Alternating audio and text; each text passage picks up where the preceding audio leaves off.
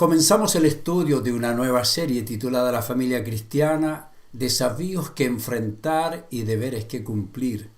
Esta es la primera conferencia de esa serie. Se titula La mujer, el desafío de enfrentar el maltrato con principios divinos, y esta primera parte se titula Obligaciones bíblicas que deben ser cumplidas. ¿Qué tal si iniciamos, como es nuestra costumbre, con este principio? Existen obligaciones bíblicas que deben ser cumplidas, pues la mujer es una persona de valor y dignidad que nunca debe ser maltratada ni violentada. Ella debe prepararse para confrontar desde su inicio todo acto de pecaminosidad y nunca permitir el maltrato ni habilitar a un abusador para que practique sus actos de maldad. La mujer es una persona de valor y dignidad. Nunca debe ser maltratada.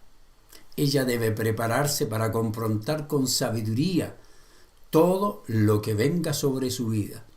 Y yo estoy absolutamente convencido que existen pecados y pecadores, y así como amigos y enemigos de la sana doctrina, o líderes también que distorsionan la fe, que deben ser denunciados, sin odio, pero con la justicia que demanda el amor. Existe un pequeño sector del liderazgo de la Iglesia y algún sector de ciertas denominaciones presbiterianas, anglicanas, episcopales, Iglesia Unida de Cristo, principalmente en Europa, los Estados Unidos y con presencia en América Latina, que con justa razón han condenado el machismo, la violencia contra la mujer, la discriminación, tal como la condenamos nosotros, pero ellos se han ido al extremo de promover completamente o en parte el feminismo, la ideología de género, el homosexualismo, y pueden ser descritos con las palabras de Judas, que dice: les digo esto porque algunas personas que no tienen a Dios se han infiltrado en sus iglesias, diciendo que la maravillosa gracia de Dios nos permite llevar una vida inmoral. La condena de tales personas fue escrita hace mucho tiempo, dice Judas, pues han negado a Jesucristo, nuestro único dueño y Señor. Sí, estoy seguro que quienes defienden el feminismo, el machismo, la ideología de género y justifican el homosexualismo usando la Biblia para sus intereses pecaminosos están bien descritos por Judas.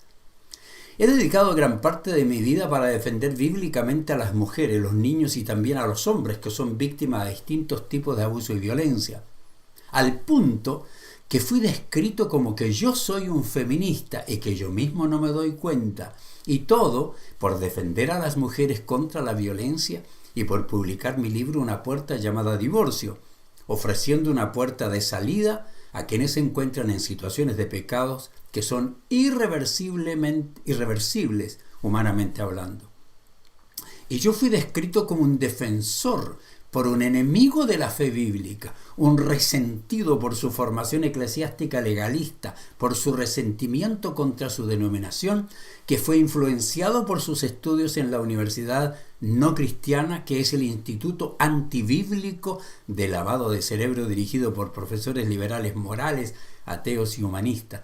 Por eso este individuo se convirtió en un religioso progresista que en Chile se hace llamar el otro canuto.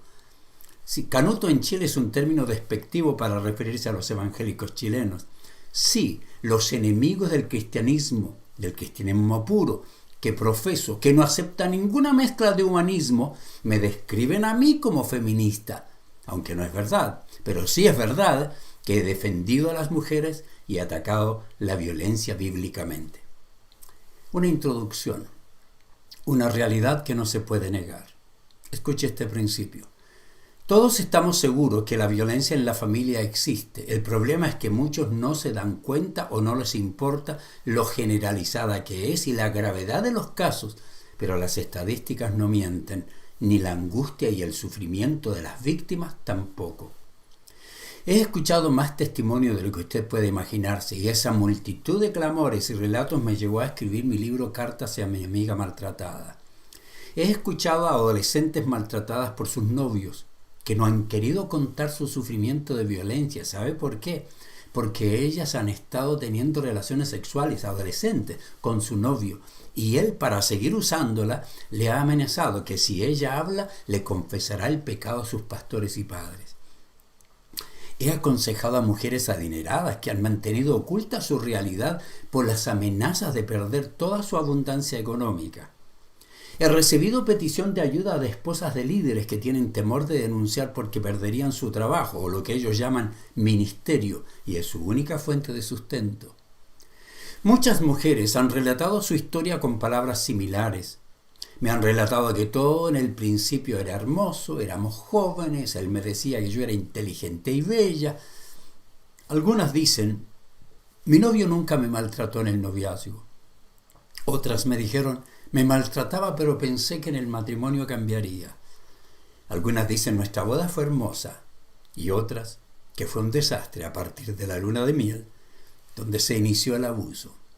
Algunas relatan que todo comenzó poco a poco con pequeñas molestias, largos enojos o pequeños arranques de ira, y otros que la violencia comenzó muy rápidamente. Algunas mujeres relatan que han vivido insultadas o denigradas, pero nunca violentadas, y otras que han sido víctimas de más violencia que insultos. Algunas mujeres jóvenes y otras aún ancianas han abierto su corazón en medio de su desesperación. Me han relatado su calvario en búsqueda de liberación. He aconsejado a señoras indígenas educadas o analfabetas, mujeres profesionales, dueñas de empresa.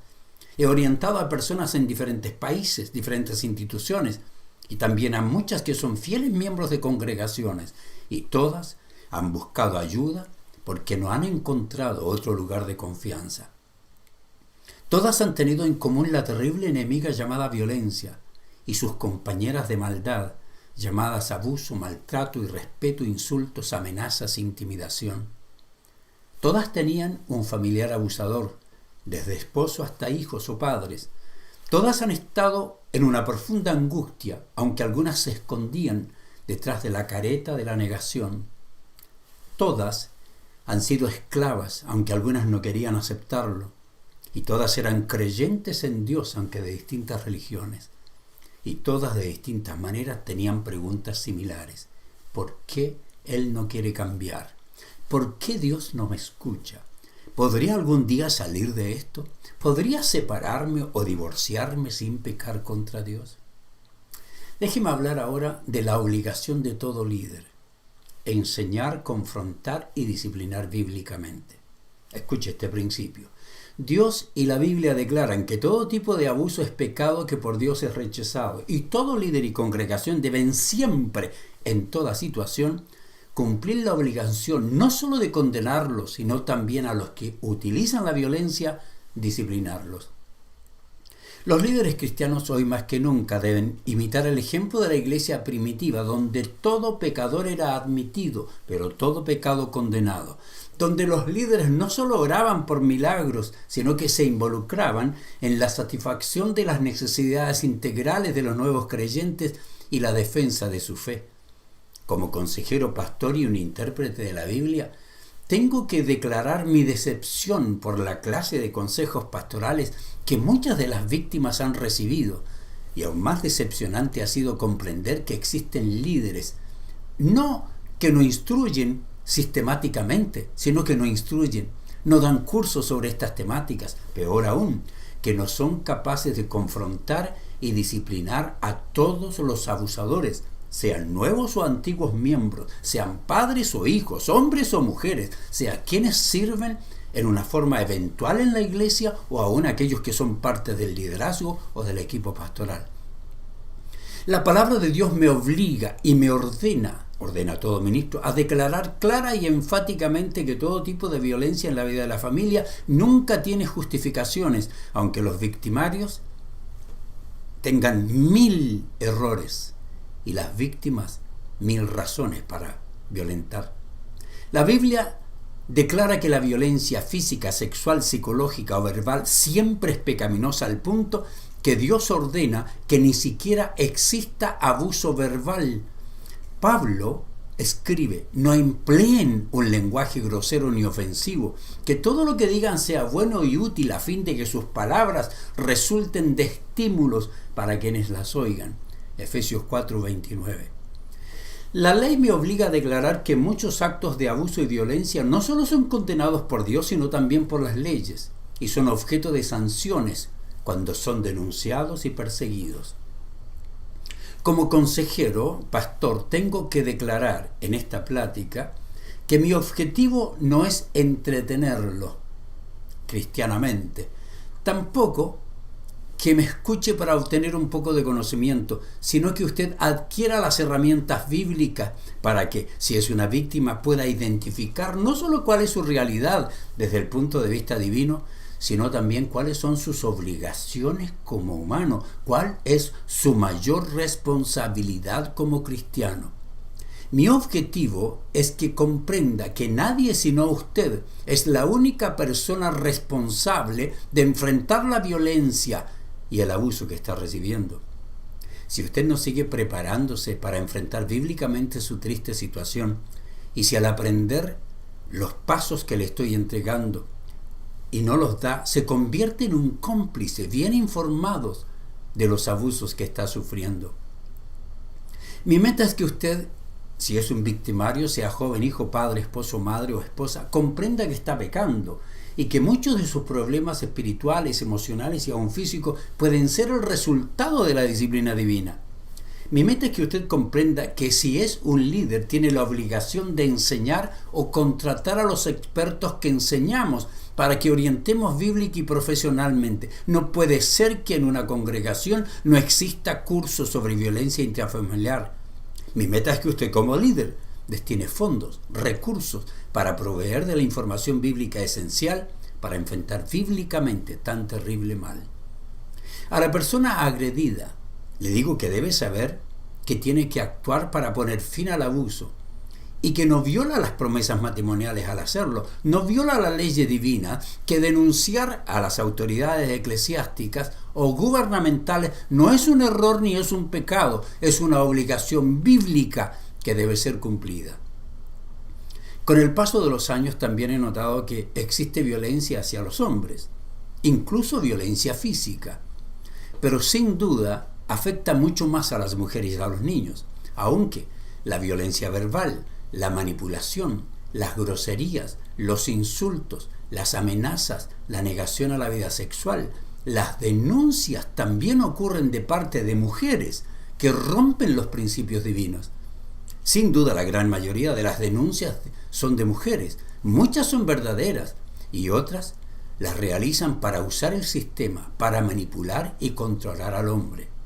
El mayor riesgo de violencia de las mujeres proviene de los familiares o personas más cercanas, como novios, cónyuges o parejas que no se han casado.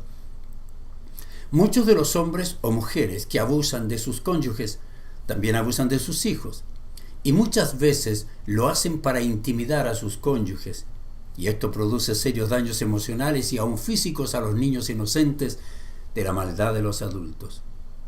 Hablemos ahora de la obligación de todo cristiano: la identificación, la denuncia y el tratamiento. Escuche este principio. Los líderes y miembros de congregaciones y familias cristianas, cuando somos víctimas o testigos de la violencia intrafamiliar, no tenemos la opción de denunciar, sino la obligación de hacerlo formalmente a las autoridades competentes. Tristemente, no todos los líderes de las congregaciones ni de las familias tienen interés o son competentes para recibir denuncias y darles un trato bíblico y profesional. Enfrentar la violencia demanda que los líderes se preparen, demandan que los líderes hagan algo importante y serio, con procesos prácticos para enfrentar todo tipo de violencia. Demos una mirada rápida a la realidad impresionante.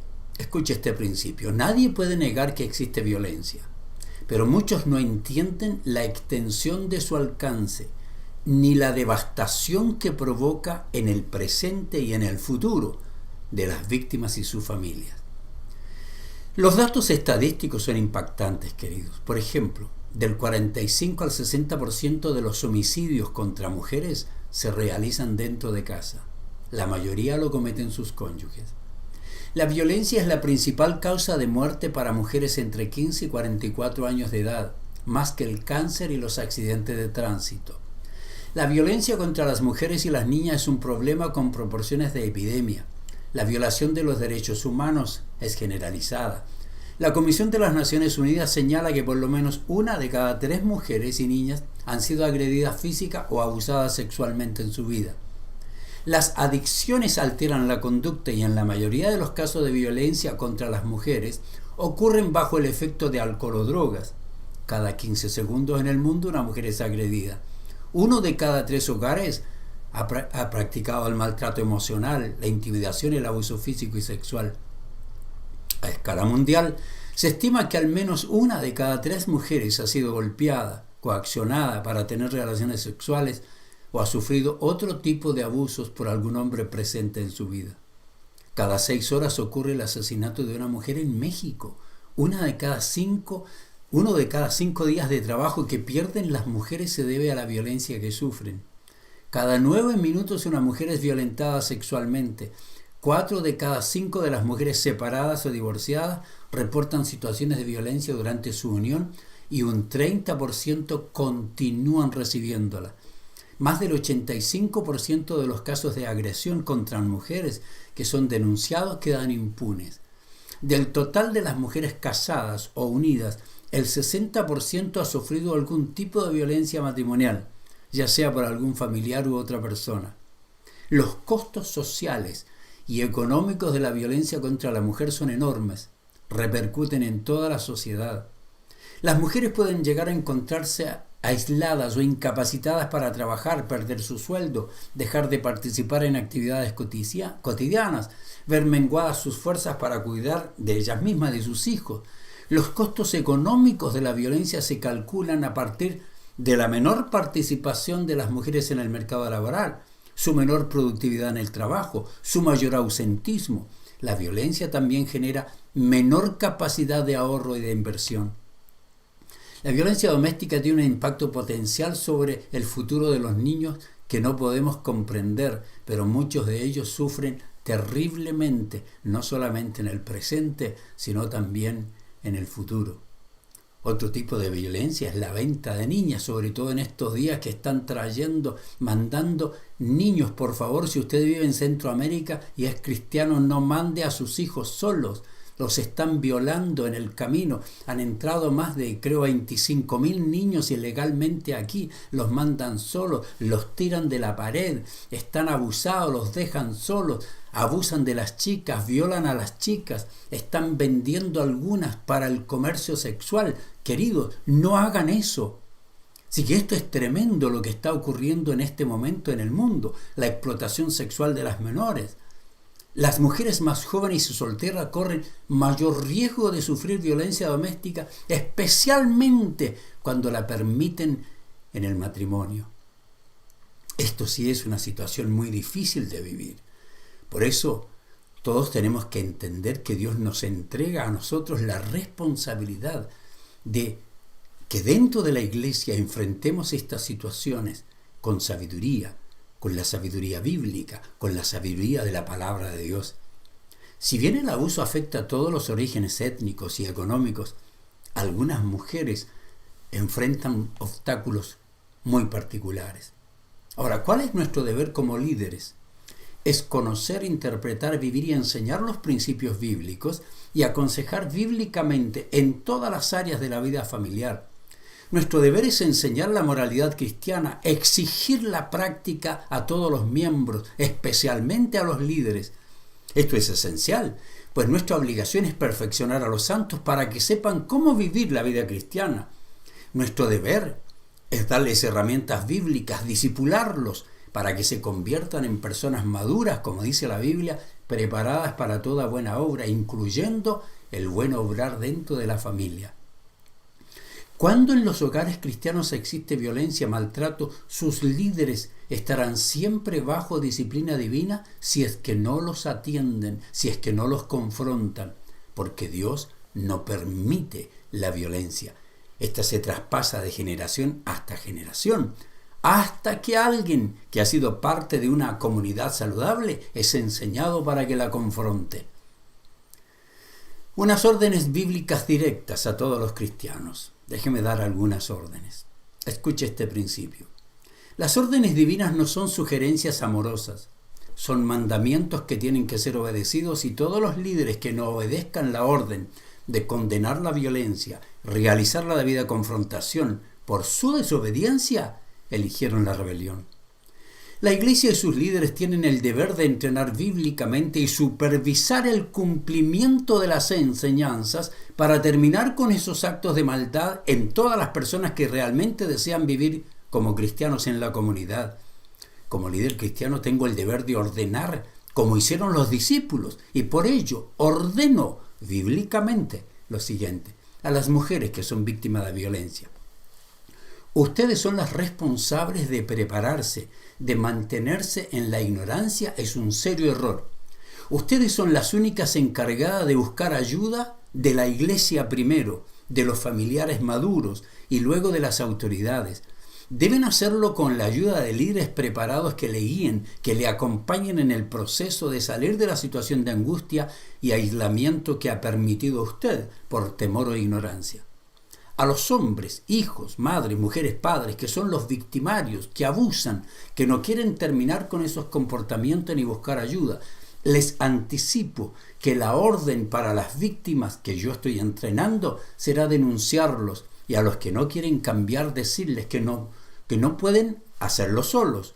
Si es que quieren cambiar, necesitan orientación, supervisión bíblica, profesional. Si realmente quieren abandonar ese comportamiento que destruye su vida y la vida matrimonial.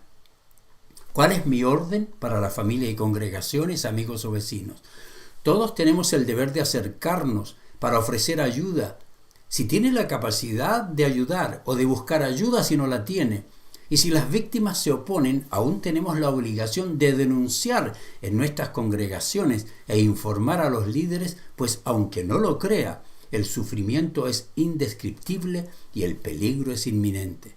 A los líderes les digo, no es su opción, es su obligación prepararse para comprender el tema en su realidad desde el punto de vista humano y profesional.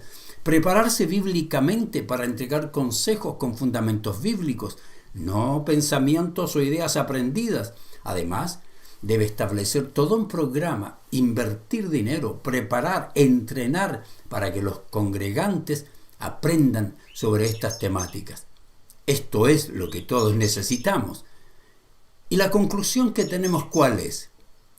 Es esta: las órdenes divinas no son para ser leídas, admiradas, cantadas o memorizadas. Son mandatos que debemos cumplir fielmente y con excelencia, pues nuestra negación es un acto de rebelión que será disciplinado como un acto de desobediencia.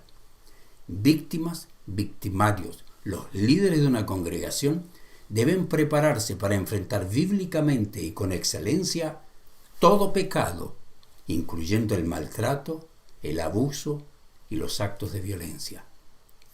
En esta congregación nunca los permitiremos, y es obligación de todos nosotros para prepararnos para enfrentar bíblicamente esta situación de violencia.